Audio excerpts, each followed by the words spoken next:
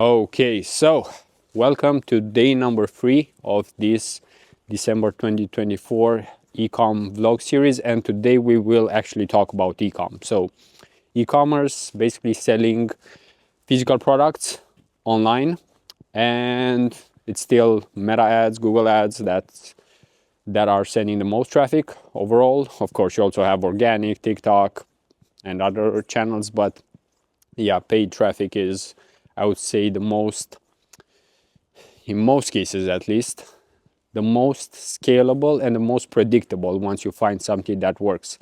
Unfortunately, and I think I'll probably title this video something along the lines of why December 2024 ecom sucks, something like that. And let me tell you why. Because things are going all right, meaning that in terms of personal income, I'm earning more than ever, I think. But it's not about me, because I work with multiple companies, right? And I'm also looking at the economy, what's happening around, and it's hard to actually be happy or, let's say, to enjoy a period when not everyone is winning.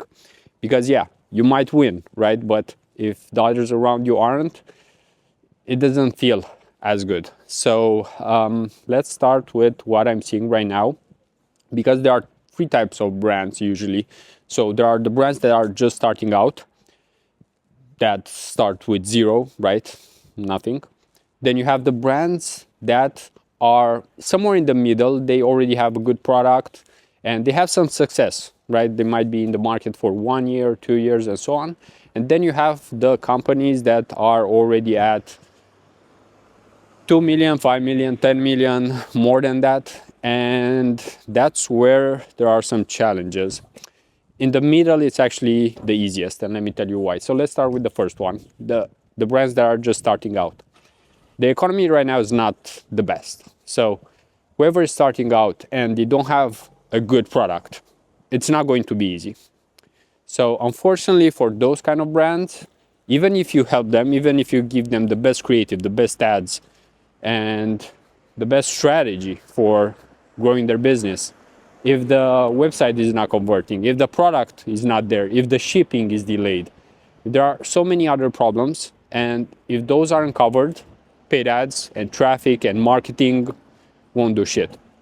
Then you have the second type of brands. So the ones that are, let's say, in the middle. They already have some success. And actually, I would say those are the best ones right now, because if they didn't have success until now, they probably have done something wrong. So right now, actually, I'm working with a brand from the UK that made or was on track to make this year around 120k in pounds. So that's like 10k a month. And now we just started working for a few days and we're already, I think, on pace to make maybe 30k. So that's like 200% improvement, right, in sales. Just because of, let's say, someone with experience coming in, right? Myself in this case. And then you have the bigger brands. So the ones that already made a few million last year. And this is where the problem with the economy shows up.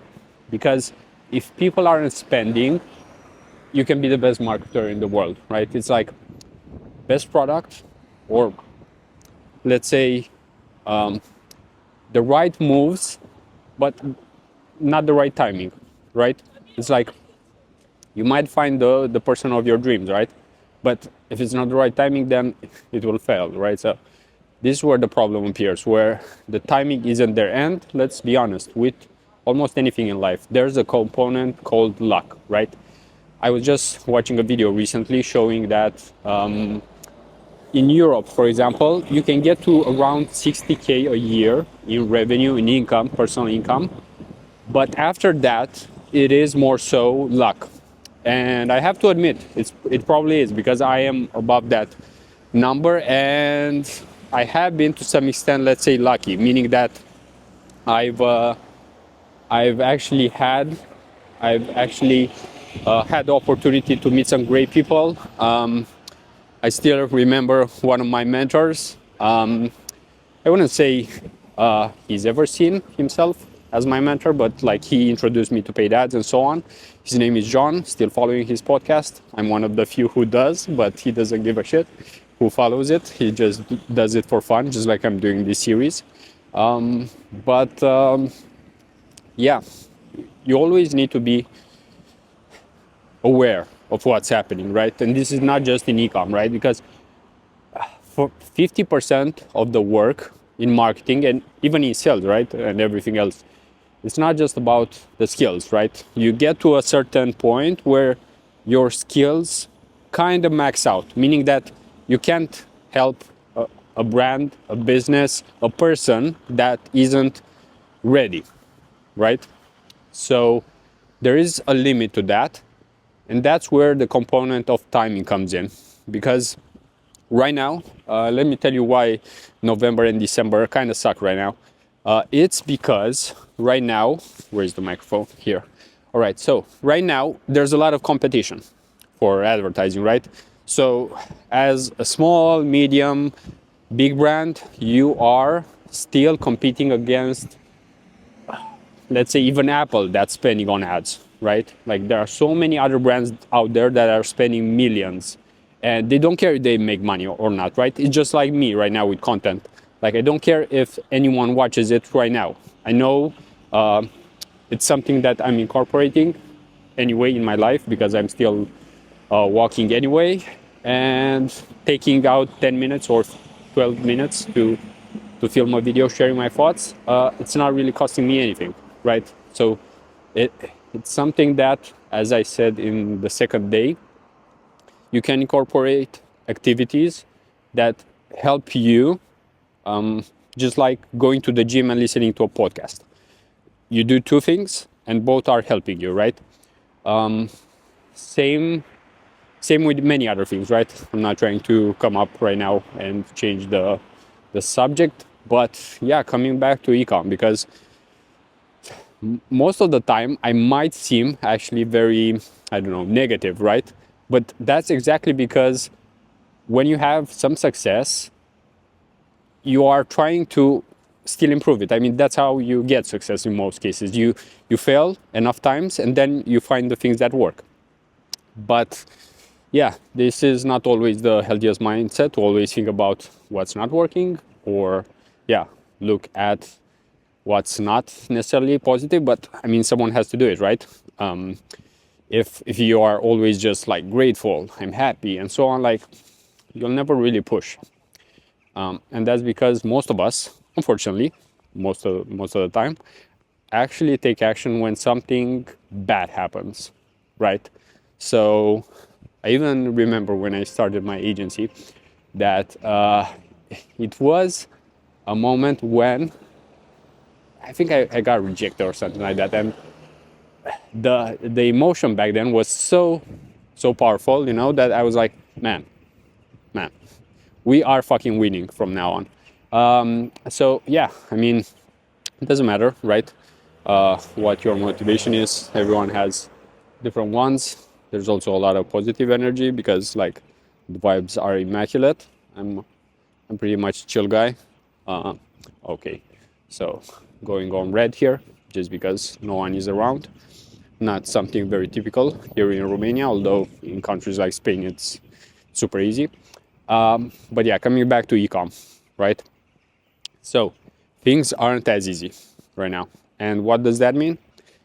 That you have to double down, to put in more effort, to actually show that you are one of the best. Because even a bad, I don't know, growth marketer, media buyer, seller can do a great job during the good times, right? Like you can sell something to someone already interested, but how can you sell to someone who is not interested or someone who might need that help but they don't even know it, right? I mean, to some extent, this is what most coaches out there do, right? They are actually trying to push you to become better. And even right now, like I have so many people that are doing like scripting, editing for YouTube videos, reaching out to me so I can like make videos because they probably see that I'm active and so on. So they see the fact that, yeah, probably this guy will be successful or something like that, right? So, of course, successful people want to work with other successful people. That's why next year I will probably go to a few events. I already bought some tickets. So February, I think Dubai, then September, Budapest, and Bangkok, questionable in December of next year.